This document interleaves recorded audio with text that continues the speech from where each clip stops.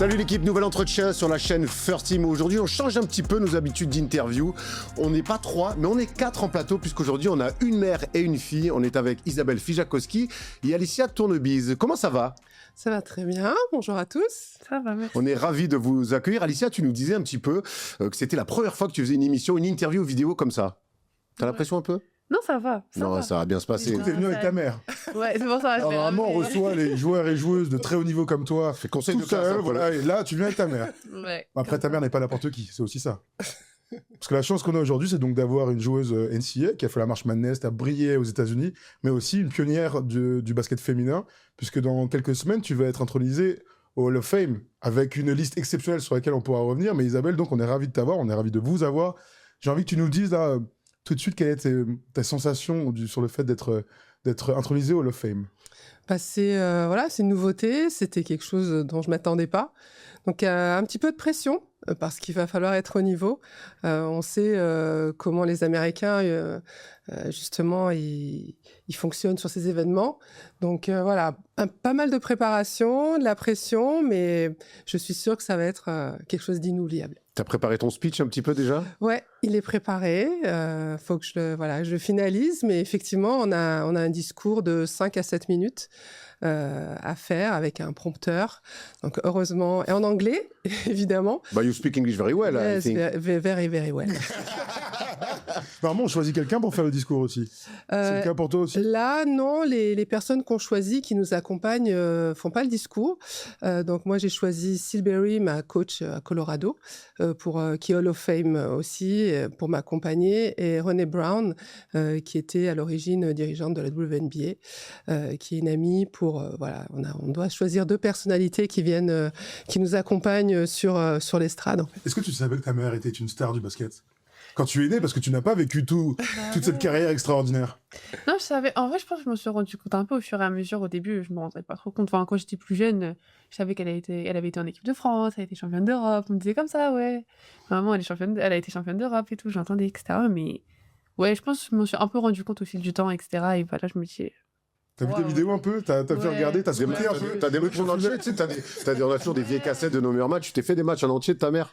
Ouais, j'ai vu. Moi, c'était une finale. Il me semble que c'était à Bourges. Une finale, j'ai vu. En général, à l'époque de ta mère, finale Bourges, ça fonctionne. Toi, maintenant que t'as 18 ans, que tu te rends compte de ce que représente le basket de très haut niveau, qu'est-ce que ça te fait de savoir que ta mère va être au panthéon des meilleures joueuses de basket de l'histoire? Ouais, ça fait tout drôle au début. Enfin, je crois que je me rendais pas trop compte parce que pareil, là on avait un petit peu parlé, mais en fait, c'est un peu exceptionnel que ce soit une joueuse internationale, comment ça s'appelle, une joueuse française qui rentre au Women's Hall of Fame. Donc au début, j'étais un peu surpris, un peu choquée, mais trop contente pour elle et super fière en tout cas. Et j'ai hâte, je vais être à la cérémonie aussi. Donc, on peut rappeler quand même que donc si Tariq Abdelouad était le premier joueur français à jouer en NBA, tu étais la première joueuse française à jouer en WNBA. Ouais, première joueuse française draftée. Draftée aussi. Parce qu'ensuite, dans la même année, il y a Laure Savasta qui a joué, et après, qui ont suivi plein d'autres françaises. Mais ouais, j'étais à la saison inaugurale, draftée 96-97. On va revenir là-dessus, mais parce qu'on dit que tu es une pionnière pour le Hall of Fame, mais tu as aussi été une pionnière au milieu des années 90, puisque donc tu es installé en France. On devine déjà ton potentiel, et tu pars aux États-Unis, à la fac de Colorado. Comment ça se passe en 1994, quand une fille décide d'aller dans un cursus universitaire? J'ai été très influencée. Sur Instagram, ils ont vu des highlights. Non, en fait, c'est une démarche, c'est l'inverse. Hein. C'est une démarche qui venait de nous. Donc, avant, Pauline Ekambi et Yannick Souvray ont été les premières à partir, et elles nous en parlaient très fréquemment en équipe de France. Donc, effectivement, ça donne envie. Et après, c'est prendre les contacts, trouver les contacts via les joueuses américaines étrangères du championnat. Donc, moi, c'était Tania Havé, qui m'a donné 3 noms de fac, à qui j'ai envoyé des cassettes, des stats. Donc, les 3 facs, c'était LSU, Tennessee et Colorado. Donc, j'avais une belle intronisation déjà à l'époque. Et une fois que tu envoies ces cassettes, Qu'est-ce qu'ils te disent de venir ou ils se fient aux images qu'ils voient? Bah, ils viennent. Donc, d'accord. Tennessee, Pat Summitt avait plus de bourse pour m'accueillir. Donc, elle a appelé sa collègue Silberry pour lui dire moi, je préfère que cette joueuse française, elle vienne dans une autre conférence pour pas être en concurrence avec moi. Et en fait, ils viennent. J'ai une coach Morrison, qui est venue voir un match. Voilà, ensuite, on a discuté. Et au dîner, elle m'a dit bon, on te propose une bourse, Isabelle, tout de suite, comme ça. Donc, Et t'y allais direct, c'est pas un coup de tête du coup, mais t'y allais sans réfléchir. pas sans réfléchir, parce que je savais ce que je voulais. Pour moi, c'était l'endroit pour parfaire ma formation, pour continuer ma formation, pour devenir la meilleure joueuse possible. Et le rêve américain, quoi, le rêve de vivre là-bas, d'apprendre la langue. C'est le pays du basket. Donc, en plus, avec les expériences de Pao et Yannick, je voulais à tout prix devenir une super joueuse grâce à la formation qu'on donne là-bas. Tu vas rester qu'un an là-bas. Oui. Pourquoi? Parce que j'avais déjà 23 ans. Donc, j'étais éligible par les règles que pour une année. Donc, ils ont essayé de pousser pour que je reste une deuxième, mais ça n'a pas été possible. Est-ce que tu as poussé pour qu'Alicia le fasse, elle aussi? Je sais pas si ce grand saut. Je sais pas si je l'ai poussé. Moi, c'est un peu... Je pense que... Un peu depuis toujours, même quand j'étais plus jeune, etc., j'ai toujours bien aimé. Et puis, du coup, j'avais un peu des échos, etc. Et je savais que c'était en train aussi de se développer parce qu'au fur et à mesure du temps, on peut voir que maintenant, il y a de plus en plus de choses qui y vont. Mais je pense que j'avais toujours un peu l'envie d'aller aux États-Unis en université, étudier et jouer. Et voilà, après là, ça s'est fait là, mais... Enfin, que ça se fasse là, surtout au milieu de l'année, franchement, c'était pas du tout. On va revenir là-dessus prévu. parce que toi, tu es formé à Bourges. Tu commences ton cursus professionnel avec Bourges cette saison. Tu fais les 3 ou 4 premiers mois. Et puis donc, tu décides d'aller rejoindre South Carolina. Comment ça se passe là aussi? J'imagine que toi, Isabelle, tu as un rôle de mère, mais un rôle aussi d'ancienne joueuse, de quitter comme ça un club professionnel qui a de l'ambition. Et on imagine qu'il comptait sur toi. Comment ça se passe un petit peu? Comment on fait passer le message et comment on se dit, allez, on part là-bas? C'était on n'envoie pas de cassette là à cette époque, hein, on est d'accord? Oui, ça va. Non, mais effectivement, avec les liens que j'ai gardés avec toutes ces personnes, l'idée c'était de trouver un endroit qui corresponde à Alicia, où elle puisse continuer de travailler, de jouer. Et surtout d'avoir du temps de jeu. Et effectivement, avec Bourges, en cours de l'année, on s'aperçoit qu'elle travaille bien, mais le temps de jeu ne suit pas. Donc, ça a un peu accéléré l'envie de partir. Et il y a eu une opportunité avec South Carolina parce qu'ils avaient des joueuses qui se sont blessées. Et donc, nous, on était dans le processus pour la saison suivante. Mais là, ils nous ont dit, écoute, on ne veut pas trop forcer, mais sache que si elle veut venir à partir de janvier, c'est possible académiquement, dans les règles, etc. Voilà. Donc, il y avait Kentucky aussi. C'était une discussion et on a fait une visite des clubs, de ces universités, de ces facs. Et voilà, et au sortir de là, discussion avec le club, voilà, quel est le meilleur endroit pour Alicia. Donc, ils ont été compréhensifs par rapport au projet. Et voilà, donc c'était quand même, voilà, assez inattendu que ce soit aussi rapide. Comment tu l'as vécu? Voilà. Comment tu l'as vécu? On rappelle que South Carolina, c'est la fac T.J. Wilson. Ah oui. Et c'est coaché aussi par Don Stanley. On y reviendra tout à l'heure. Raconte-nous justement tes premiers mois, tes premiers pas sur un campus. J'imagine que quand on passe de Bourges, on adore la salle du Prado, mais quelque part, découvrir un campus comme ça américain d'un gros programme, ça doit être un changement de vie incroyable. Ouais, franchement, il y avait beaucoup de changements. Au début, quand on est parti en visite, même au niveau du basket, je m'étais dit que c'était à peu près pareil, ça restait du basket, etc. Mais j'avoue qu'une fois là-bas, il y a quand même, je sais pas, des différences même au niveau du jeu, parce que les filles, elles sont plus jeunes, ça joue vite, athlétique, et surtout l'intensité, etc. Donc ouais, à ce niveau-là, même niveau basket, je trouve qu'il y avait quand même une différence une fois que j'étais là-bas. Mais après, ouais, franchement, un peu, je peux pas dire rien à voir, mais tout l'engouement autour, même si franchement Bourges c'est un des clubs où il y a une bonne fanbase, il y a vraiment du monde, etc. Là franchement quand même différent. C'est le niveau au-dessus. C'est vraiment le niveau au-dessus, les salles elles sont pleines et en tant que je sais pas, mais c'est que c'est les États-Unis, mais ce que je me dis par exemple en France, basket universitaire chez les filles, Ne compare pas la NCAA et l'UNSS, hein, ça c'est sûr. Ah oui, t'as raison, mais t'as raison. Mais même l'engouement qu'il y a autour, en fait, en France, parce qu'on reste jeune, etc. Enfin, tout l'engouement qu'il y a autour, c'est quand même fou. Bah, après, là, dans le programme où, South Carolina, je pense que la différence est encore plus frappante parce que c'est là où il y a la plus grosse audience, on va dire.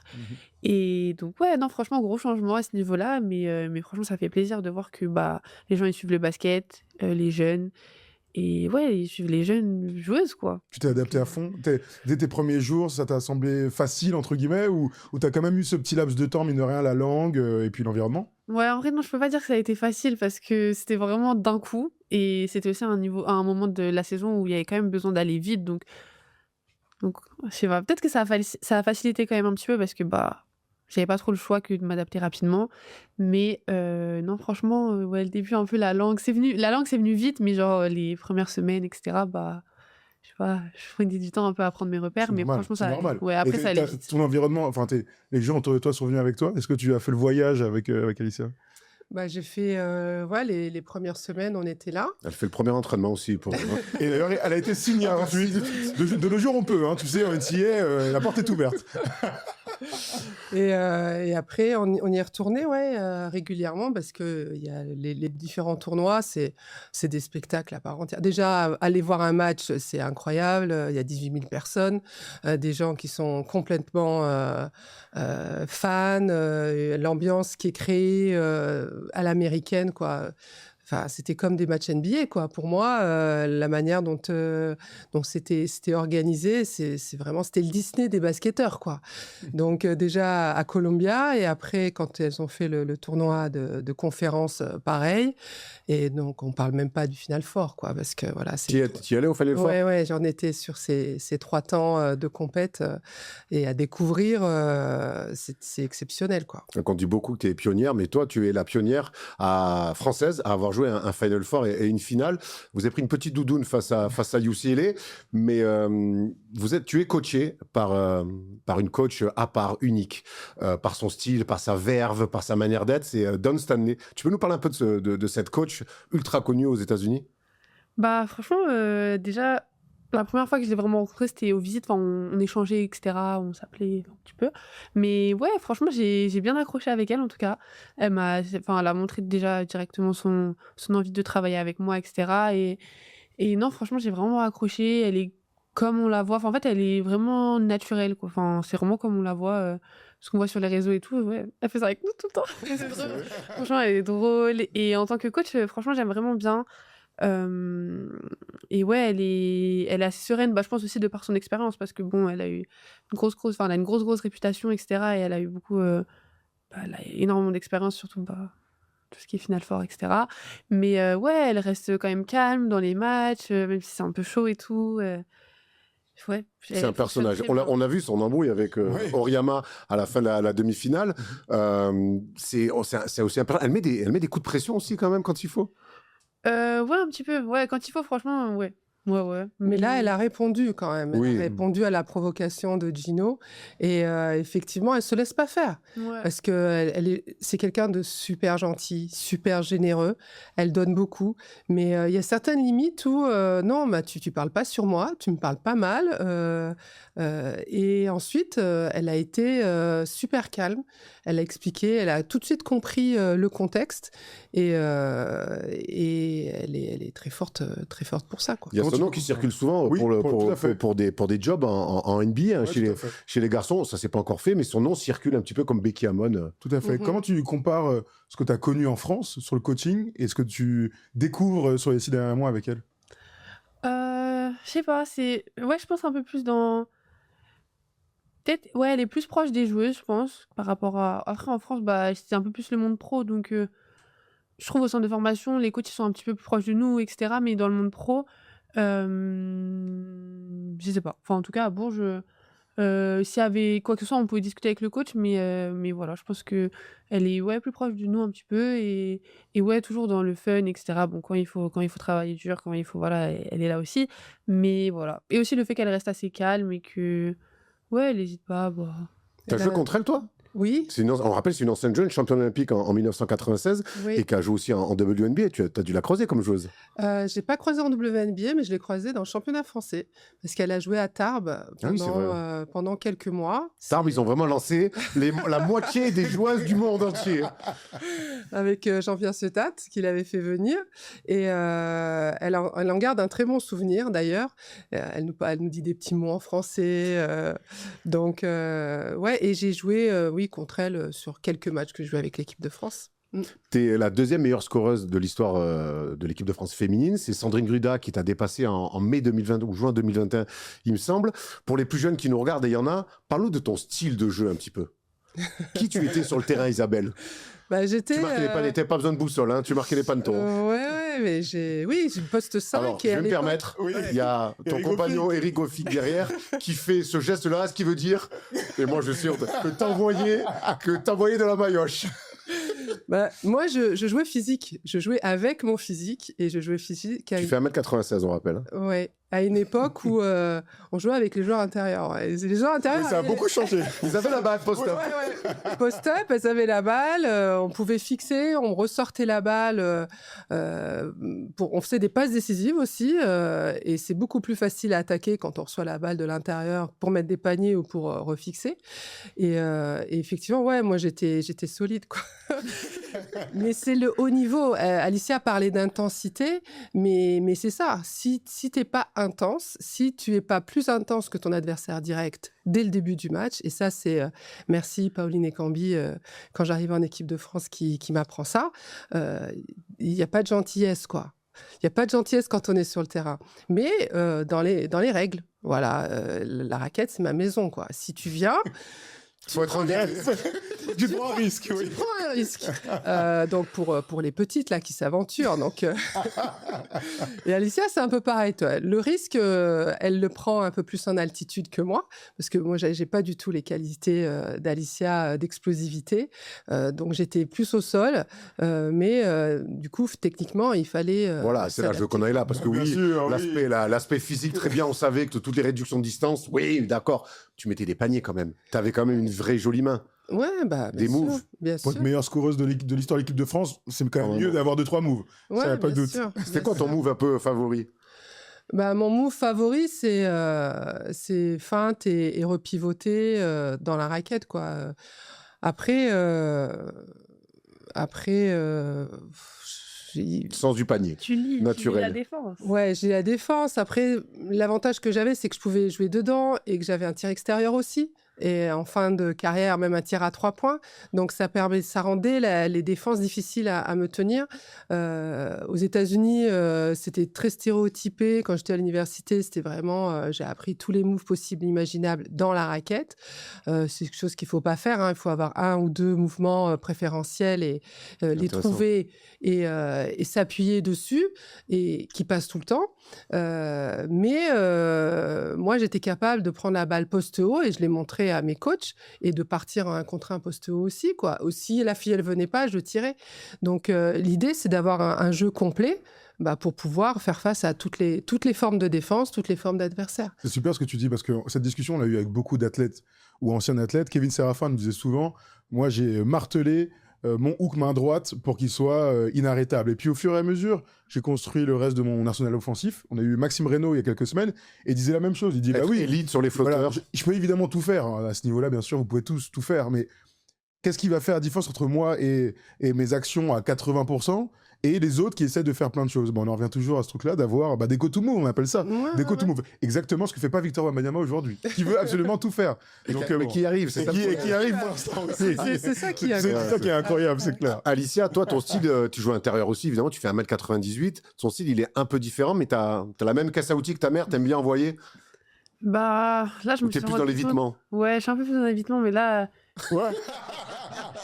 je commence à me rendre compte que même avec un profil comme le mien, etc., faut quand même y aller, faut quand même mettre les coudes, faut quand même bumper les filles parce que surtout Maman là, est fière. Sur ça, elle a beaucoup progressé dans cet aspect physique, quoi, de pas se faire bouger, quoi, de s'imposer, de garder son espace de jeu, quoi. Et voilà, et il y a les coudes, ils font partie du cylindre, hein. Donc, Ouais, Si t'es dans mon cylindre, si tu perds de Chico, c'est pas mon problème. voilà. On t'a aussi connu, enfin le grand public t'a aussi connu parce que on t'a vu dunker. Tu fais 1m90. À quel âge t'as commencé à dunker? J'ai commencé à dunker au Pôle Espoir. J'avais 14 ans, je crois. Ouais, Et bah, au début, c'était pas trop. Enfin, si je faisais des petits dunks, mais bon, c'était pas trop pareil. C'était un peu le début et tout. Je me suis rendu compte que je pouvais dunker comme ça, en fait. Vraiment, j'ai essayé une fois et c'était un peu des faux dunks où je lâchais la balle et j'accrochais après. Mais je me suis dit, ah ouais, quand même, genre, c'est quand même quelque chose que je peux faire, etc. Donc voilà, au fur et à mesure, j'essayais un petit peu plus et tout. Et voilà, après, parce que j'étais vachement plus petite, en fait. Enfin, au pôle, j'ai grandi assez longtemps. Et bah, même en prenant des centimètres, en prenant un peu de muscles, etc., bah, c'est devenu un petit peu plus facile et naturel. Isabelle, t'as déjà dunké, toi? Bah, tu fais 1m96. Eh ben, Mais à l'époque, vous y pensiez même pas? non, on n'y pensait même pas parce que c'était pas possible. C'était un frein. Enfin, c'est les gars et bon, un dunk, c'est 2 points. On n'a pas les mêmes qualités physiques. On s'entraîne pas pour. Mais c'est le truc qu'on réserve aux garçons, quoi. Et avec ces générations actuelles, moi, je suis super fière de ça, de se dire qu'elles se mettent pas de limite, quoi. On voit Dominique, on voit Isia C'est dunker. génial. Facile, en fait, surtout. C'est ça qui me bluffe. Hein. On a vu la sœur Isaché Anoia, j'arrive jamais à dire son prénom, Enoa. c'est terrible, Enoa. On l'a vu dunker aussi Ouais, dernièrement, là. Ouais.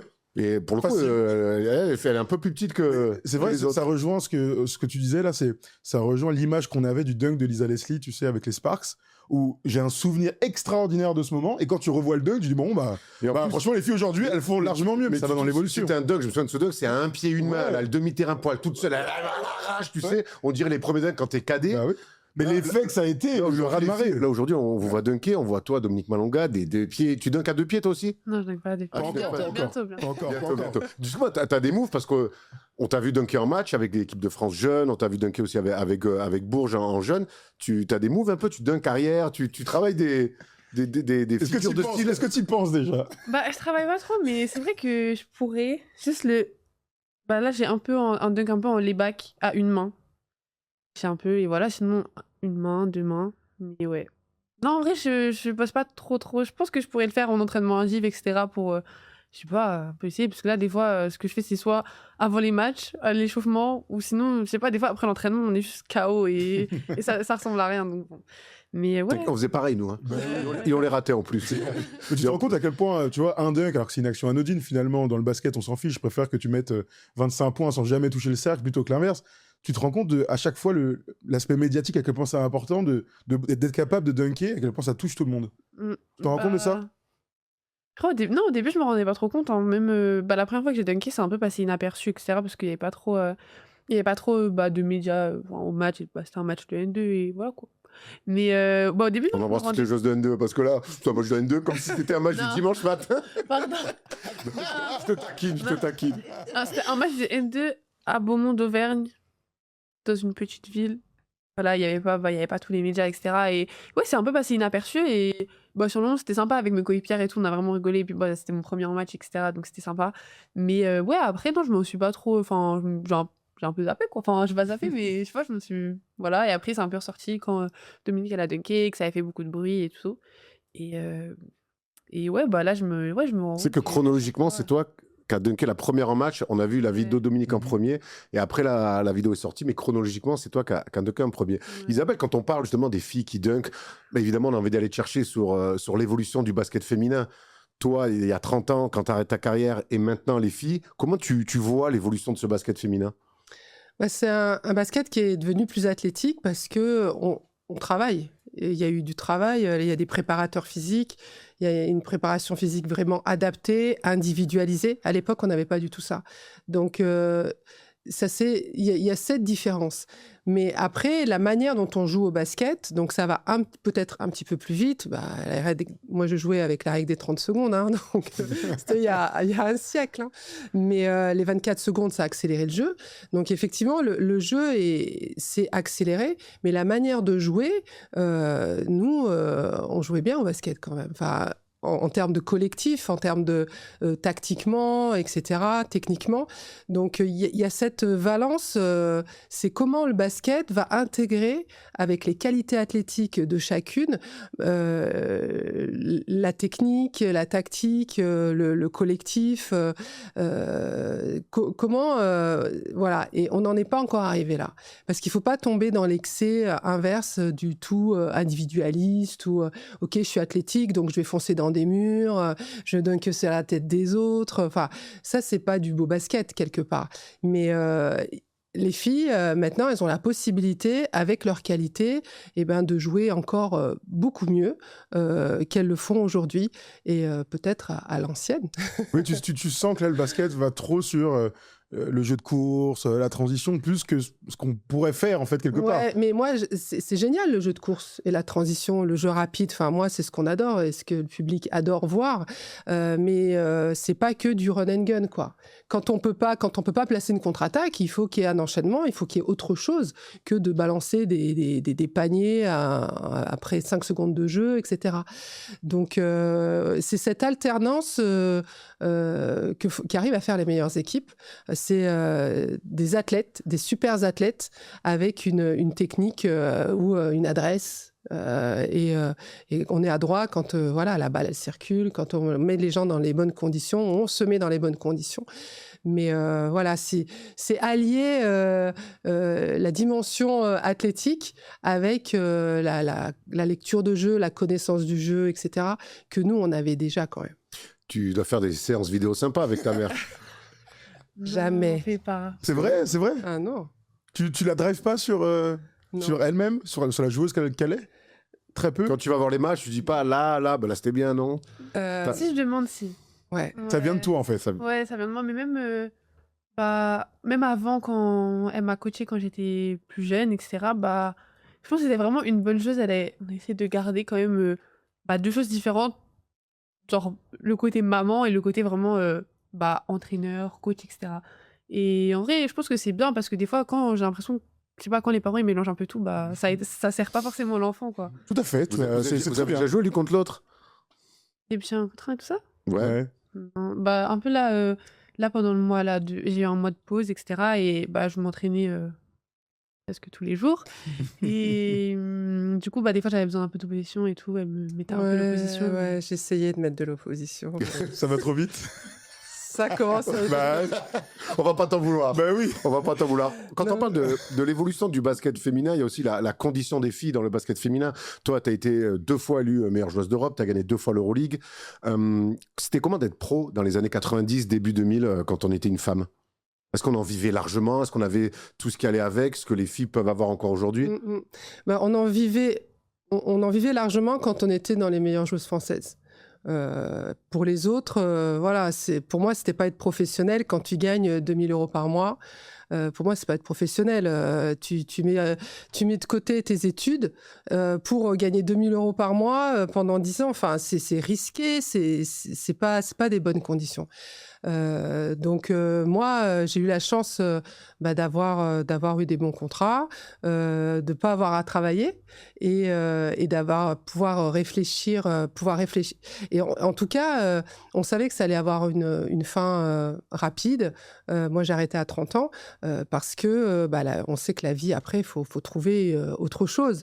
Tu t'es pas arrêté en disant, allez, maintenant, je suis tranquille et j'ai coffré assez en carrière. Non, alors pas du tout. Et pourtant, tu nous dis que tu étais une des meilleures joueuses d'Europe et tu avais des bons contrats. Oui, j'avais des bons contrats, mais sur les dernières années... C'était quoi les bons contrats à l'époque? Tu as joué en Italie, notamment, où à l'époque, ça envoyait pas mal de caillasses. Audrey Soré aussi, il est allé. C'était quoi un bon contrat pour l'époque?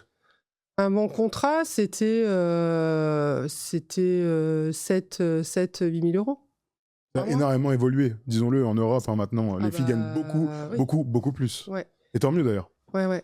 Mais donc, c'est pour ça que nous, on pensait reconversion. C'est OK, peut-être on met de côté pendant 3-4 ans le temps, en fait, de se construire, d'avoir un métier, de faire des études, de reprendre quelque chose ou de faire un business, mais pas plus. Donc, pour ça que c'était super important d'avoir un temps d'avance, de savoir ce qu'on allait faire après et de pouvoir trouver quelque chose qui vous épanouisse autant que dans le basket. Et ça, c'est possible aussi. Il y a une autre chose dans l'évolution des basketteuses pro aujourd'hui, on le voit depuis maintenant 5-6 ans, c'est la maternité.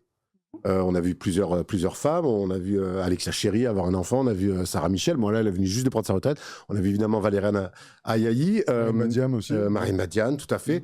Toi, tu as eu Alicia après ta retraite. Est-ce que quand tu étais joueuse, tu t'interdisais, vous interdisiez d'avoir un enfant, ou en fait il n'y avait même pas de discussion? On avait un vrai a priori. On avait un vrai a priori de se dire c'est pas possible. C'est pas possible d'avoir un enfant et d'être sportif professionnel. Donc c'était des croyances, hein, tout simplement. Voilà, le modèle, c'était une fois qu'on arrête la carrière. Et c'est pour ça qu'on arrêtait un peu plus tôt aussi, hein, parce qu'on avait bien conscience que si on t'arrête ta carrière à 38 ans, tes chances d'avoir un enfant, elles diminuent énormément.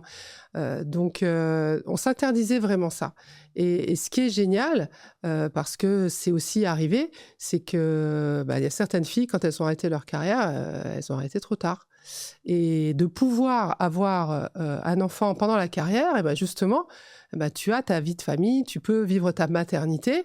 Et reprendre surtout, bien sûr. Et reprendre. Et il y a eu des études qui ont été faites, et les exemples que vous avez cités, le corps d'une femme, il y a des choses à faire, on ne peut pas faire n'importe quoi, mais c'est tout à fait possible de reprendre le même niveau. Est-ce que tu as même qui reviennent plus fortes? Oui, c'est vrai. Est-ce que, alors à l'époque, tu avais subi des pressions des clubs, par exemple? Est-ce que ça a réellement existé? Est-ce que dans les contrats, par exemple, je parlais de gros contrats, il y avait, si tu tombes enceinte, non, il n'y avait pas ça. D'accord. Non. Et tu subissais pas de pression non plus? Non, mais de toute façon, c'est intégré comme beaucoup de choses. Ouais. On intègre des façons de voir qui arrangent bien les clubs, évidemment. Bien sûr. Mais Sandra Dijon, elle a commencé le basket un peu plus tard. Elle a eu son enfant pendant qu'elle jouait. Mais bon, c'était une exception. Mais quelque part, quand on voit la manière dont les filles gèrent leur famille, etc., et c'est d'autant mieux quand il y a un papa ou une compagne qui aide aussi, parce que voilà, c'est toute une organisation. Mais moi, je les respecte beaucoup, parce que moi, quand j'ai eu mon fils à 34 ans, et en fait, je me suis rendu compte que c'était beaucoup plus difficile d'être maman que d'être sportive de haut niveau. Tout du moins au début. Tu dois intégrer quelqu'un d'autre, hein, c'est toujours. Ouais, Voilà, et tout c'est simplement. physiquement, c'est tout un monde qui change. Donc, quand tu arrives à le faire, t'es armé pour le faire. Donc, qu'il y ait cette évolution, ça apporte vraiment des choses positives. Revenons un petit peu au terrain, et je veux qu'on parle évidemment de WNBA avec toi aussi Alicia, parce que la WNBA, toi, tu y es dès la première saison, 96-97. À l'époque, tu joues à Bourges. Quand la WNBA se lance, toi, tu te dis, moi, je veux y aller absolument. C'est comment quand on est une fille, on sait qu'il y a la NBA pour les garçons, la WNBA... Et là, ça arrive du jour au lendemain. On est l'une des meilleures joueuses d'Europe. Comment ça se passe pour toi? C'est génial. On ne se pose pas la question. Oui, je veux faire partie de l'aventure. C'est un challenge. Il y a cette opportunité que j'ai eue grâce à l'année que j'ai passée au Colorado, parce qu'on m'avait vu là-bas et on avait suivi un petit peu ce que je faisais. Donc, effectivement, ça fait rêver. Donc, c'est repartir aux États-Unis. Je sais comment le sport au féminin est considéré là-bas. Dit, mais banco, quoi. Il y a même pas de question. Il n'y a pas de question, on fonce. C'est pendant l'été, donc c'est compatible aussi avec les clubs. Une fois que la saison se termine, il y a la saison avec l'équipe de France, donc là, des fois, ça coinçait un petit peu. Déjà. Ouais, ça coinçait parce que j'essayais toujours de négocier une semaine de repos. Donc, j'arrivais avec une semaine de retard en équipe de France. Alain Jardel, il n'était pas très content, mais il fallait ça, il fallait couper parce qu'après, ça s'enchaînait. Et après, une fois qu'on termine la saison, c'était fin août. Pour le coup, elle n'était pas aussi longue. C'était vraiment que 3 mois de saison. On pouvait revenir. On était préparés pour la saison en club. Toi, aujourd'hui, quand tu vois la WNBA version 2025-2026, qu'est-ce qu'elle te raconte? Comment elle te parle, cette ligue? On voit des filles starifiées, on voit des salles pleines. Enfin, ça se rapproche de... C'est carrément ce qu'on voit chez les garçons maintenant. Ouais, franchement, ça fait rêver. Hein. Franchement, ça fait rêver.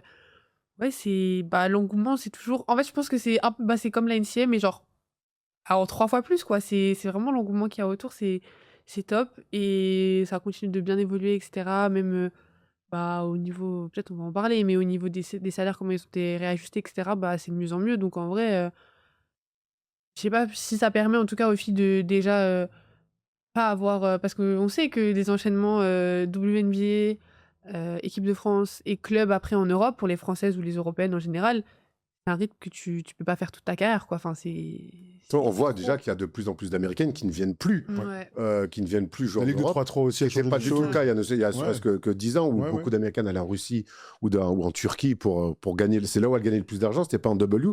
Toi, à l'époque, tu vas en W parce que c'est le rêve américain, comme tu dis, tu vas pas pour prendre un gros chèque. Ah non, j'ai pris des petits chèques. On voit des prix ici, nous. J'ai eu des prix. Moi, mon contrat, c'était la première année 40 000 $ et la deuxième année 45 000 $. C'était au Wow. Cleveland Rockers. Rockers, c'est ça ouais, les C'est une franchise Rockers. qui n'existe Non. plus. Qui n'existe plus, mais qui va réapparaître Bientôt, l'année ouais. prochaine. L'année prochaine, il me semble. Voilà. Donc voilà, c'était le début de la Ligue. Ils voulaient s'assurer qu'elle perdure dans le temps. Et s'ils sont arrivés à faire, donc ils sont partis vraiment super prudents. Les joueuses, elles étaient franchement pas assez payées, quoi. Et comme tu le disais, elles partaient en Europe pour avoir un vrai salaire. C'était complètement contradictoire. Et elles pouvaient pas dire, bah ok, je joue que 3 mois, mais bon, c'est suffisant pour le reste de l'année. Non, c'était pas possible, quoi. Est-ce que tu as grandi, toi, avec le rêve de la WNBA un jour? Ouais, un peu, bah, mais ça me paraissait tellement loin. Et maintenant, je me dis, bah, c'est loin, mais pas tant que ça, finalement. 3 ans, donc, Mais ouais, franchement, ça me paraissait super loin. Je me suis dit, ouais, WNBA et tout. Enfin, en plus, quand j'étais jeune, et tout, j'étais en mode, c'est trop bien et tout. Euroleague, WNBA, j'étais en mode trop bien. Et tout. mais ouais, un petit peu. Et comme je disais tout à l'heure, bah, ouais, j'avais toujours un peu un rêve de partir jouer à l'étranger et aux États-Unis, que ce soit en universitaire ou pour la WNBA. Donc ouais. T'as grandi avec une idole?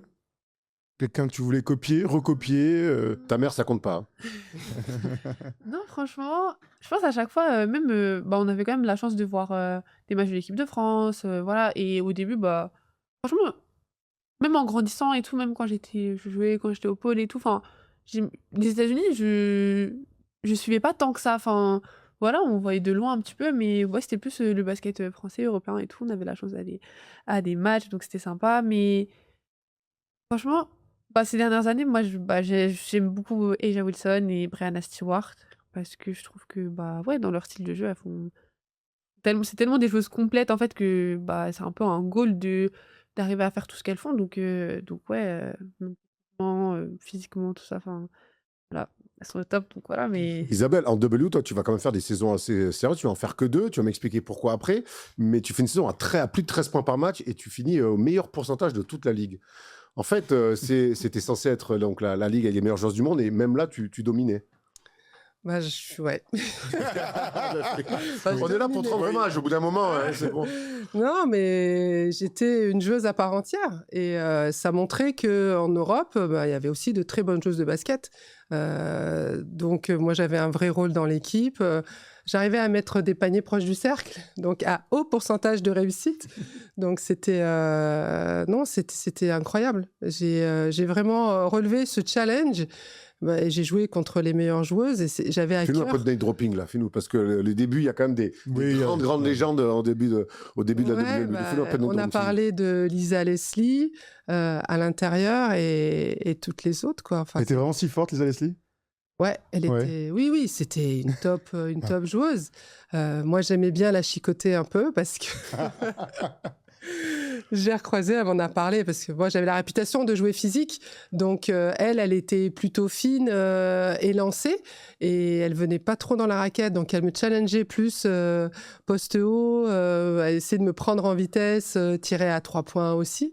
Mais oui, mais en fait, moi, j'avais pas de complexe parce que bah, c'était des joueuses de basket. Et plus on joue contre ou avec des joueuses de ce niveau, plus on progresse, quoi. Moi, je voyais vraiment comme des partenaires de développement. Et ça m'a fait vraiment beaucoup évoluer, quoi, de jouer contre ces super joueuses. J'ai une question là, quand je t'écoute parler. Cheryl Miller, tu as joué contre elle, alors on sait qu'elle se blesse très rapidement. Après, elle va être coach. La grande Mais sœur de la grande sœur de bien sûr. Reggie Miller, qui Qui est annoncé comme GOAT, en qui est fait, du annoncé comme sport, une à cette GOAT époque-là. de ce sport-là. Ouais. T'as joué contre elle, je crois qu'elle joue très peu en WNBA, non? Non, elle était coach en WNBA. Elle était déjà coach, elle s'est déjà pété, Au ouais. Phoenix Avec le Mercury. genou. Ouais. Non, j'ai pas joué contre elle. Ça, c'est la génération de Pauline Ekambi, Cheryl Miner. Ok. Donc voilà, la génération précédente, une grande figure qui continue de transmettre. Elle est marrante en podcast, elle a beaucoup de choses. Pourquoi tu as joué 2 ans, alors? Voilà. Que 2 ans, J'ai finalement. joué que 2 ans parce que il y a cet enchaînement de saisons qui était compliqué et j'ai privilégié l'équipe de France parce qu'à l'époque, on essayait de se qualifier pour les premiers JO, pour une équipe nationale, Sydney. Donc c'était un gros objectif et j'ai arrêté au moment où on se qualifiait pour les JO. C'est-à-dire que c'était en 99, championnat d'Europe en Pologne. On finit à la 2e place, médaille d'argent, mais on se qualifie. Et là, ça faisait déjà 2 ans que j'avais joué sans m'arrêter. Et il fallait que j'ai du repos, quoi. Et j'ai décliné. Non, après l'équipe de France, je reviens pas. La coach était désolée à Cleveland, mais je dis je peux pas tenir le rythme. Je commençais à avoir un petit peu ça sifflait de partout. Et si je veux continuer de jouer les JO à Sydney, il fallait que je fasse un choix. Ça a été un regret ou pas? Non, c'était pas un regret parce que la majeure partie de mes saisons, elles se font en Europe, quoi. Et je jouais dans des grands clubs européens avec des gros objectifs. Et on peut pas tout faire, quoi. À un moment donné, il faut être raisonnable et effectivement, même au niveau salarial, là-bas, j'allais prendre des pourboires, quoi. Donc, je préférais les donner en allant en vacances. C'est quoi ton meilleur souvenir, du coup, en WNBA? En WNBA, mon meilleur souvenir, c'est la 2e saison où, et ça me fait toujours rire parce que c'est vraiment l'approche des Américaines.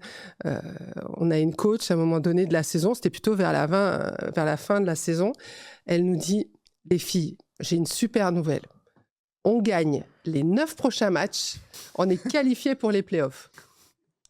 Alors moi, j'étais bordée. Je dis, mais qu'est-ce qu'il raconte 9 prochains matchs? Mais c'est super dur de gagner 9 matchs de suite, surtout juste avant les playoffs.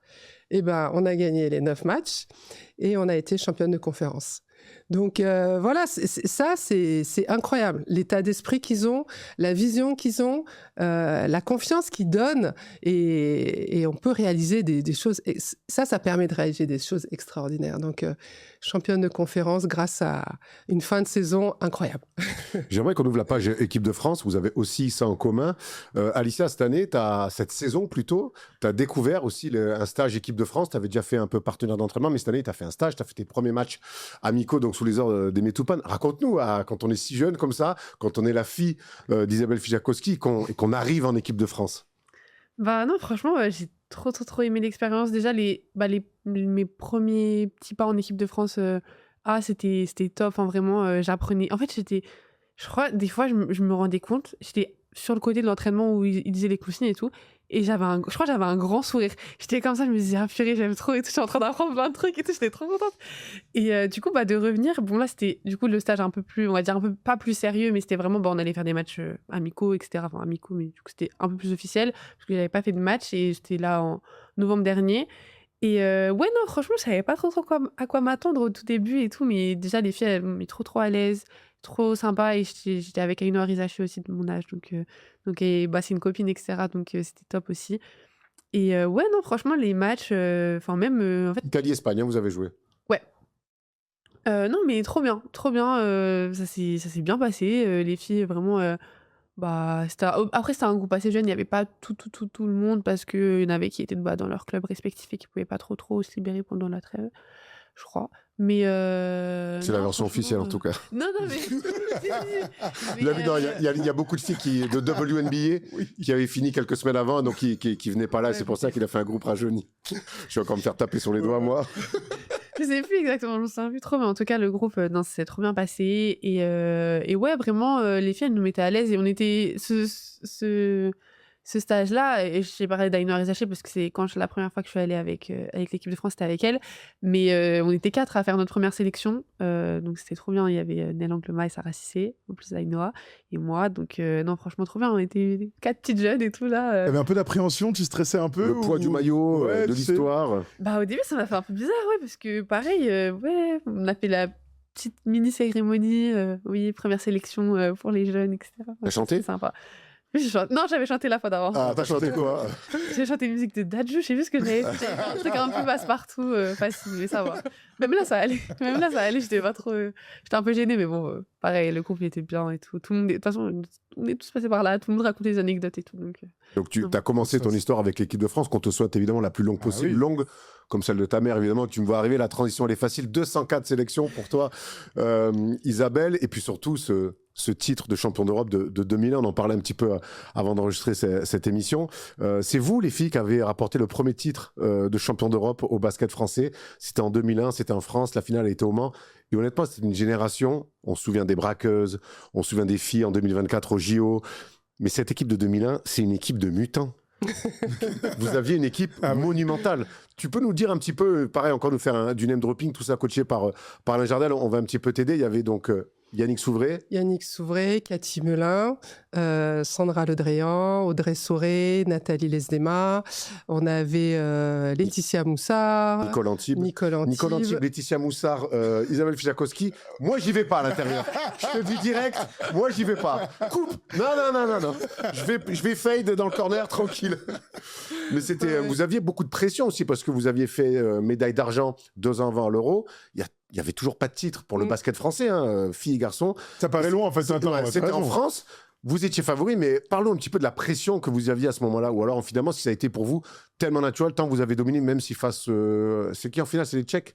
C'est les Russes. C'est les Russes, ouais. Vous gagnez que 5 points. Ouais, bah, c'est une grande équipe russe. Oui, de jouer... En fait, on est arrivé... ce groupe, il est parti... il est né 5 ans auparavant avec le rêve incroyable. Et là, c'était pas les coachs, c'était pas les médias, c'était nous.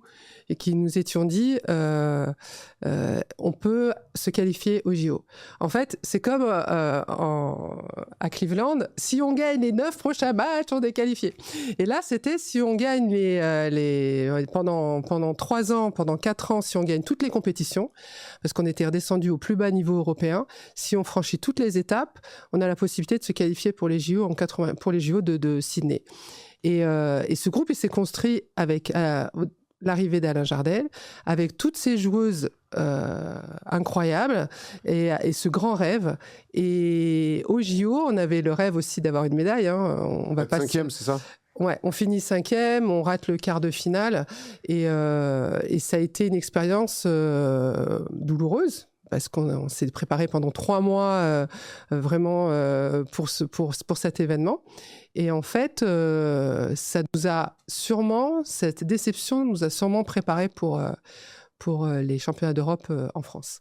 Donc, en arrivant là, on avait tellement envie de prouver, de montrer que ce résultat au JO n'était pas à la hauteur de nos capacités en France. Et en fait, on n'a pas douté, quoi. Et cette pression, on savait qu'il y aurait de la pression, mais on ne l'a pas ressentie en interne. On a tout fait pour se dire, maintenant on est prête, on a une maturité dans le jeu, on a une maturité aussi pour avoir joué des finales européennes avec Bourges et Valenciennes. Faut savoir que l'effectif était dans 2 clubs qui disputaient les finales forts d'Euroleague. Donc voilà. Même les unes contre les autres. On a joué même une finale d'Euroleague l'une contre l'autre, gagnée par Bourges. Et ensuite, on a gagné. Et ce groupe, il était arrivé vraiment à maturité. Donc là, on a déroulé, en fait. On a gagné tous nos matchs.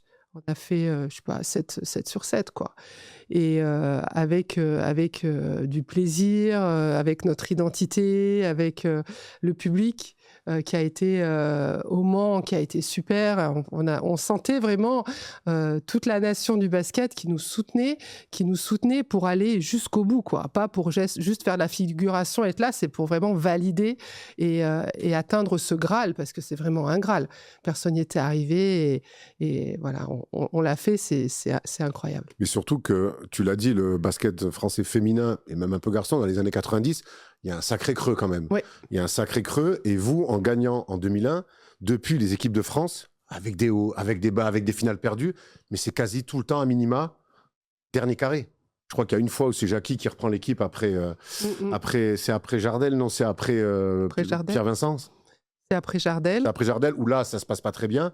Mais derrière, c'est l'équipe de France féminine, depuis ce titre-là, depuis votre génération, c'est toujours le top. Ouais.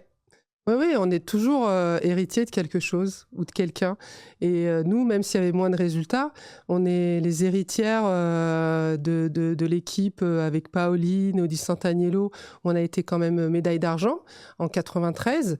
Et on est héritière avant des Demoiselles de Clermont, de l'équipe qui a fait aussi une médaille d'argent au championnat d'Europe en 70 avec les Jackie Chazalon et Irène Guidotti, enfin toutes ces autres légendes. Mère de Boris aussi.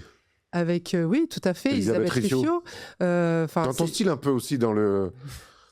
Très physique, non? Très physique, ouais, j'ai pas joué contre elle. Il y a que des images. Mais voilà, on s'aperçoit que les équipes qui ont été championnes, elles sont composées forcément de groupes avec des individualités fortes, mais qui arrivent à créer ce collectif, qui ont vraiment un objectif commun, pas de problème d'ego. Et 2009 aussi, elles sont championnes d'Europe. Donc voilà, on a trouvé une recette que chaque génération a essayé d'appliquer, et j'espère que ça va continuer. Alicia, toi, quand tu entends ces histoires, j'imagine que tu as dû grandir avec ces histoires. Toi, les prochaines G5, alors tu as 18 ans, il y a beaucoup de concurrence. Il y a la Coupe du Monde cet été. Est-ce que t'as prévu de faire la prépa? Il y a les Jeux dans 2 ans, tu auras 21 ans. Est-ce que tu y penses, ou est-ce que tu te projettes surtout sur Melbourne en 2032? Brisbane.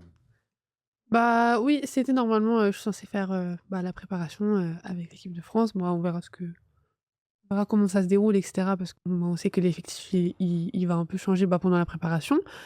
Mais ouais, après, franchement, les JO, ça a toujours été... Ouais, j'ai un peu grandi avec ça. Même les JO, j'ai toujours bien aimé regarder. Quand c'était à Paris, là, les derniers, c'était trop bien d'aller voir. On a pu aller voir pas mal de matchs et tout. Et en vrai, ouais, les JO, ça a toujours été, on va dire, pas un objectif pour moi. Enfin, même quand j'étais plus jeune, je me disais, les JO, c'est fou quand même et tout. Donc, ouais, je vais faire de mon mieux. Je vais, en tout cas... 2028, c'est un objectif dans ta jeune début de carrière? Ouais, je pense que je peux dire ça. Dans tous les cas, après... ça peut être une autre source de motivation, on va dire, mais dans tous les cas, l'objectif, c'est de devenir la meilleure joueuse que je pourrais être à ce moment-là. Donc voilà, et je pense que c'est possible. Là, j'ai commencé un petit peu à toucher au milieu des équipes de France A et tout, donc franchement, on va voir ce que ça donne, mais je vais donner mon meilleur pour être où je peux être et être à la hauteur, donc on verra. On a l'ancienne génération d'équipe de France, on a la nouvelle. J'aimerais... Vous deux, on peut vous aider si vous voulez, mais je ne suis pas sûr que vous ayez besoin de nous, vous nous fassiez le top 5 des joueuses de l'équipe de France all-time. Et là, tu es descendu jusqu'à Jackie Chazalon. Bon courage! Bon courage! C'est dur. Le top 5 ou on va dire un 5 majeur avec des postes et tout, ou pas forcément? Avec des postes, on préfère quand même qu'il y ait une forme de logique. Et on vous laisse un joueur qui sort du banc, une joueuse qui sort du banc. Maman. Alors, non, mais avec ton regard de plus jeune, c'est intéressant d'avoir les premiers pouvez avoir les deux différents. On commence avec le poste de meneur. Voilà, on va faire comme ça. Je vous dis meneur, vous me dites votre top meneuse de l'équipe de France. C'est trop dur. Alors, il y a Yannick Souvray, il y a Céline Dumerc. Tu choisis ou... Toi, tu dirais qui, toi? Moi, c'est Yannick. Yannick Souvray? Ouais.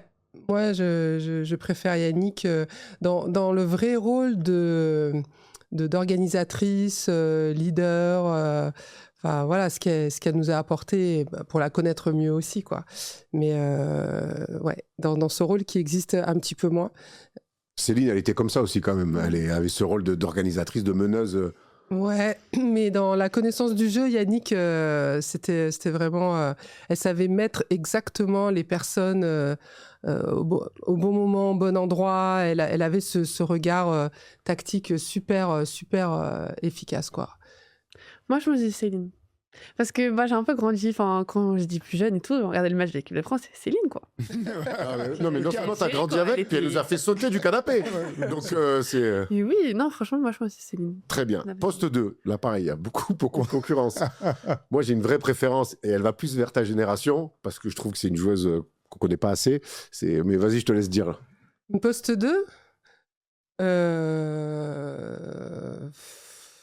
Moi, je suis nulle avec ça. Il me faut les listes de tout le monde Et tu pour veux chasser oublier un peu personne. Bon, il y a Marine Johannes, Ouais, évidemment. Johannes. Moi, j'ai un amour secret pour Cathy Melin, Ouais.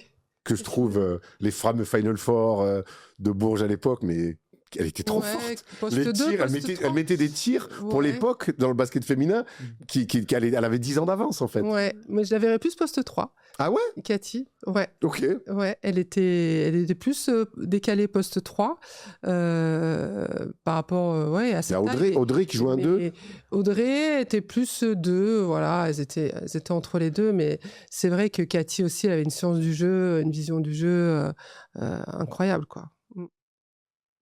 Je sais pas. Bah, il y avait qui avant l'équipe de France quand j'étais plus Bon, il y a Edwige Lawson qui était dans ses Ouais. postes un petit peu 1-2. Il y a Marine, hein, Johannes, Ouais, Marine, accessoirement. Marine. Sur les Il y ailes, avait qui avant Marine? Il y avait Renan Guidotti. Je crois qu'il y a eu des joueuses entre. Bah ouais. Si t'es sur les postes, Il y a tu peux mettre Émilie Gabi Williams dedans. Non, quand Gabi même. Williams, je l'ai pris pour la poste Ouais, 3. pour- pour- Émilie Gomis. Ouais, Billy Gomis. Émilie Gomis, notamment, qui a eu, on en oublie, hein. On n'est pas bon là-dessus. Oui, il faut avoir toutes les listes. Hein, Bon, toi, ton poste, on va aller sur les postes intérieurs. Du coup, poste 3, du coup, Gabi Williams. Ouais, moi je mets Gabi Williams, dans la c'est tête. Difficile à difficile à battre. Moi, Odile Santaniello. Donc, une chose quelquefois difficile à gérer pour les coachs, mais quand elle est bien gérée, c'est une joueuse extraordinaire. Hors norme. Vraiment hors norme. Sur les postes 4, là aussi, belle concurrence. Hein. Bah en vrai, poste 4, dans comment je le vois et tout. On va dire, on construit une équipe. Moi, je mets Dominique. Ah ouais, Dominique d'accord, tu la Madouga. décales en poste 4. Ouais, t'as des gars en poste 4. Après, on parle de, pas potentiel, on parle de meilleure joueuse de tous les temps. Ah, Ouais. de tous les temps. Voilà, on Ouais. parle, tu vois, mais t'as le droit de mettre Dominique, hein, qui est vice-championne olympique. Ouais. Je sais pas, poste 4. Tu mettrais qui, toi? Moi, je mettrais qui ouais, je sais pas, poste 4, bah, il n'y a pas haut, hein. C'est mais les tes copines. copines. Moi, je mets mes copines, hein.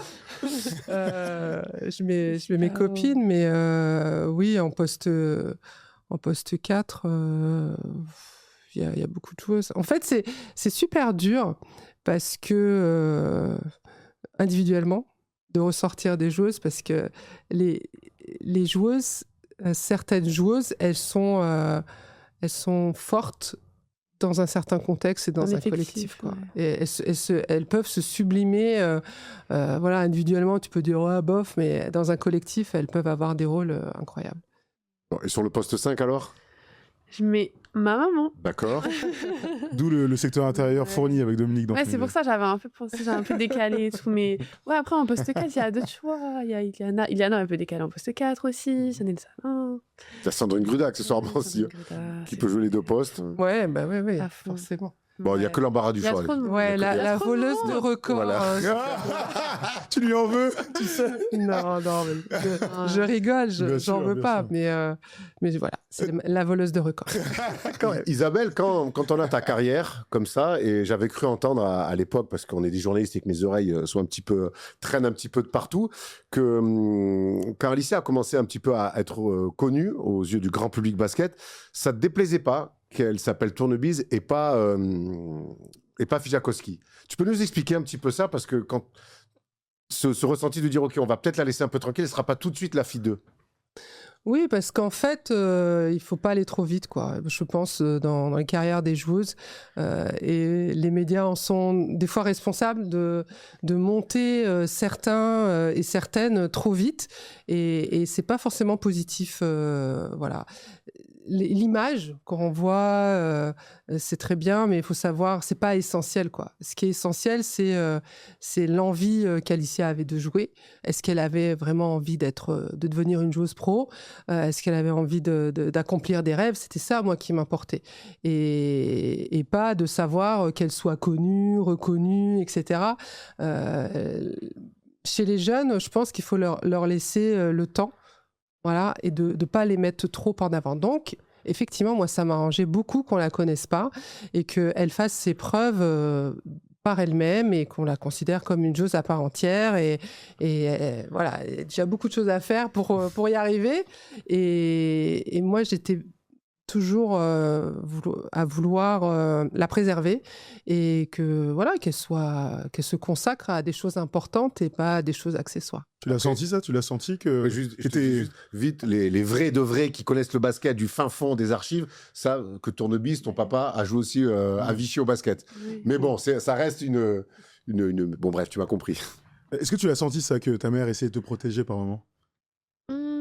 Je sais pas, je pense que je m'en suis pas rendu compte et ça va aussi un peu dans le fait que elle a toujours un peu essayé de, même si elle est du monde du basket et tout, à quand même me laisser mon histoire, faire ce que je voulais faire tout simplement, et ouais, pas tout mélanger et tout, parce que il y a des gens qui aiment bien, les journalistes aussi, ils aiment bien un peu des fois faire des rapprochements, oui, quand je suis allée à Bourges, oui, sur les traces de ta maman, non, Les titres faciles d'articles, ça c'est sûr. c'est ça, mais Ça fait partie du jeu après. Ouais, mais franchement, pas de problème et tout. Elle disait, ouais, non, c'est chacun son histoire et voilà, ouais, des petites similarités. Mais...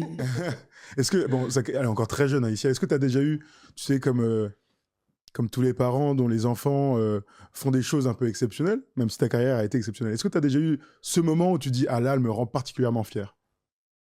En fait, c'est pas une fierté, comme on peut être l'orgueil ou quelque chose comme ça. Moi, je suis contente, en fait. Je suis contente qu'elle réussisse. Là où j'étais un peu plus contente et surtout étonnée, c'est quand la première fois qu'elle joue à Bercy pour la Coupe de France U18, elle gagne. Son équipe gagne et elle fait un match, ça m'a scotché, quoi, parce qu'on connaît la pression de ce genre. Voilà, jouer à Bercy, c'est pas évident. Jouer une finale, t'avais quel âge? 16 ans? Ouais, c'était ma première année. Sa première année, 16 ans, et sortir un match incroyable. En fait, elle a joué à son meilleur niveau sur ce match. Là, j'étais scotchée. Mais après, voilà, ça c'est parce qu'on sait que c'est dur de gagner des finales et c'est tellement dur et que quand ça passe et qu'on arrive à apporter le maximum qu'on peut à l'équipe et à s'éclater, quoi, vraiment à profiter et à arriver à être à son top, ça fait plaisir, mais moi, de manière générale, je suis contente. Je suis contente de ce qu'elle fait parce que je sens que ça correspond à ce qu'elle a envie de faire. Et moi, je lui souhaite de réussir en sachant que c'est très dur, quoi. Le chemin, enfin, pendant tout le temps et encore aujourd'hui, le chemin est long, quoi. On n'est jamais arrivé. En fait, on n'est jamais arrivé quelque part. On peut toujours progresser. Quand on est en échec, on peut toujours rebondir. Donc, le chemin, encore, il est long. Et il faut être humble et se caler sur l'instant présent et juste après. Et voilà. Est-ce qu'elle est humble, du coup? Est-ce qu'elle prend tous tes conseils, Alicia, pour l'instant? Je pense que oui. Oui, mais je pense que dire qu'on est humble, ça fait pas de quelqu'un de nous humble. Voilà. Les gens humbles ne disent rien, en fait. Oui, tu l'es ou tu l'es pas. Quand tu t'autoproclames humble... Ouais, il y a un souci.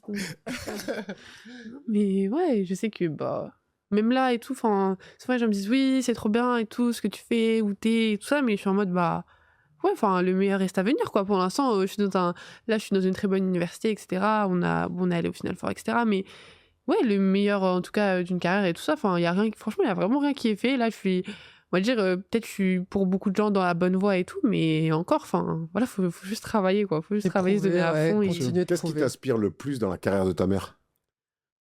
C'est dur. Bah, en fait, je me dis, par rapport même, je sais pas comment dire, mais elle a eu beaucoup de, comment dire, des reconnaissances de, ça se dit? Oui. Ouais, de reconnaissance de, non mais là même au fur et à mesure, en fait, des fois là même quand il y avait le Hall of Fame, Women's Hall of Fame qui est tombé, genre, chaque fois je me dis, mais en fait c'est vraiment une dinguerie la carrière qu'elle a. Oui, C'est- oui, Oui, oui. oui. Je m'en rends compte. C'est en pour ça fait, qu'on et- fait ça aussi aujourd'hui. Bah C'est mine de oui. rien, la transmission, elle est comme ça. Bah oui, je me dis, Ah, ça a été chargé clientèle au Crédit Agricole, elle serait pas là, je te dis tout de suite. Hein. je me dis non, franchement, tout ce qui est passé au long de la carrière, enfin tout ce qu'elle a accompli, etc. Enfin, en fait, ça a fait rêver et je pense que ça fait rêver vraiment n'importe qui. Ça a été la première joueuse de NBA, elle a un CV énorme en fait et de voir que ouais, genre elle a été la première dans beaucoup de choses et que bah, non seulement étant la première mais en faisant les choses bien, elle est arrivée en WNBA, il y a beaucoup de bah, même des filles qui sont arrivées après elle qui bah ouais pareil ne jouaient pas autant, elle avait un rôle peu importe où elle allait en fait elle jouait et elle apportait tellement à l'équipe que tu te dis bah ouais Dans le là, langage chez First Team, elle dit partout où elle allait, elle cassait des gueules. Ouais, elle a fourni, ouais, elle a fourni. non mais franchement ouais bah, en fait Tu découvres petit à petit, en fait, ça aussi, en grandissant quelque part. Et maintenant, toi Et- qui côtoies aussi le haut niveau, la difficulté de haut niveau, et tu te dis, ah ouais, quand même, en fait, partout Bah où elle est oui. allée, en fait, elle était là et c'était une chose importante. Je me souviens, une fois, on avait une discussion et tout, mais ça fait un moment, j'étais pas encore. Peut-être j'étais à Bourges, mais j'étais dans mes premières années, ou je sais pas, je sais pas si tu te rappelles. Mais je sais pas, elle me disait, ouais, pareil, t'es allée en équipe de France à quoi, 17 ans, un truc comme ça. Et si, mais au début et tout, tu jouais? Bah oui, je jouais. Ok. Genre tout le temps, elle a toujours joué parce que, bah ouais, les coachs, au bout d'un moment, bah. À ce moment-là, enfin, Tu ne non, parles pas d'âge. mais c'est ça, tu parles pas d'âge. Et ça fonctionnait si le coach voulait que l'équipe gagne et qu'elle était là, elle jouait quoi. Oui, ta Que, maman est franchement, une ça grande joueuse. Oui, m'impressionne. Ouais, il n'y a pas de débat Il n'est là-dessus. jamais trop tard pour le Exactement. savoir, ça. Bah oui. Exactement. J'ai une question à poser, mais il faut que Isabelle ferme ses oreilles. La maman doit fermer les oreilles. J'ai envie que tu me racontes ces 3 mois sur le campus. Est-ce que c'est ce qu'on imagine? Non, en vrai, bah non, franchement, c'était top et tout, mais je pense que je suis arrivée à un moment où la saison, elle était bien avancée et tout, donc bah non, franchement, j'étais bien intégrée avec les filles et tout, avec l'équipe, mais ouais, après, on arrive à un moment où bah, c'était vraiment sérieux, vraiment quoi. sérieux, quoi, ouais. Ouais, c'était sérieux. Après, je sais pas comment ça va se passer, mais, Dans un an, tu reviens et tu nous dis comment se passe le début de l'année. mais non, là, franchement, ouais, non, je suis arrivée à un moment où C'était basket. ouais, c'était basket, même, je sais pas, on Bah, est les pas études aussi, quoi. Ouais. Eh, oui, basket et un peu d'études. C'est quoi les études que tu fais à côté d'ailleurs? Ben, moi, ma major que j'ai choisi, c'est études internationales. C'est bah, tout ce qui touche un peu sciences politiques, tout ça. Mais là, en fait, quand on arrive en première année, aux États-Unis, on a besoin d'avoir. Enfin, c'est un système de crédit. En France aussi, il y a ça aussi au niveau des études sup. Mais ouais, il y a vraiment un système de crédit. Donc là, au début, j'ai un peu des matières. J'ai un peu de matières de tout. J'ai de l'anglais, de la psychologie. Là, je vais avoir des maths. Enfin, voilà. Mais c'est vraiment bien parce qu'on choisit. C'est tout calé en fait en fonction aussi du sport et l'emploi du temps. Enfin, c'est vraiment semestre par semestre, on choisit nos classes en fonction des crédits qu'on a besoin pour notre major et tout. Enfin, c'est vraiment, je sais pas à la carte, mais vraiment tu choisis ce que tu as envie de faire, quel cours tu prends en fonction de tout ce système de crédit et tout. Donc, non, franchement, à ce niveau-là, c'est top et ça nous permet d'avoir de suivre nos études et de jouer à un très très haut niveau. Donc, c'est trop bien. Isabelle, on rappelle qu'à la fin du mois, tu seras officiellement Hall of Fameuse. Tu seras la première Française à intégrer. Bravo et merci à vous Bravo. d'être venu nous voir. C'était passionnant de vous avoir Ouais. pendant une petite heure. Ouais, De on a pouvoir- fait 2 frères, Gérald et Joël Ayayi. Là, on fait D'accord. mère-fille. Maintenant, il va falloir qu'on trouve grand-père-père. Je sais pas, moi. Je sais pas, il y a plein de trucs à faire. Écoute, on- Genre de tennis, genre de basket, si tu vois ce que je veux dire. Je sais pas, il y a plein de trucs qu'on pourrait faire. Il y a des trucs à Ça donne faire. des idées de vous avoir toutes les deux, en tout cas. Félicitations à vous deux, en tout cas. Le meilleur pour la suite, pour toi aussi, Isabelle, parce qu'on sait que tu travailles quand même aussi encore avec dans la Ligue Auvergne, c'est ça, il me semble? La Ligue Île-de-France de La basket. Ligue Île-de-France de Ouais, basket. ouais, Presque je que sais c'est. Ouais, ça se touche. Ça, c'était avant. Maintenant, D'accord. je travaille sur le développement des grands gabarits franciliens. Et il y en a. Durcilé un peu. Il y en a, ouais. En Ile-de-France, on a tout ce qu'il faut. Ouais, il y en a, c'est génial. Bon, et dernier mot quand même pour Katia Howard, hein, grâce à qui on a pu avoir cette interview. merci, Et on lui Katia. fait, on Ouais, lui oui. fait un gros Merci, bisou. Katia. Merci. Et Eric Goffik aussi. Eric Goffik. Justement, l'un de mes premiers Qui nous a- coachs au pôle Île-de-France. Qui nous a jamais battu avec Val de Seine. C'est vrai. Jamais battu avec Val de Seine. C'est vrai. Maintenant, Eric, bon, là, Val c'est. de Seine Malakoff, maintenant, ça j'ai match. mais en On tout embrasse cas, Eric, bien On sûr. embrasse Eric aussi. Merci, c'était passionnant de vous avoir pendant Merci plus à d'une heure et vous. c'est bien de mettre toujours en avant le basket féminin sur First Team. Alors, on se retrouve très vite pour un nouvel entretien sur la chaîne First Team.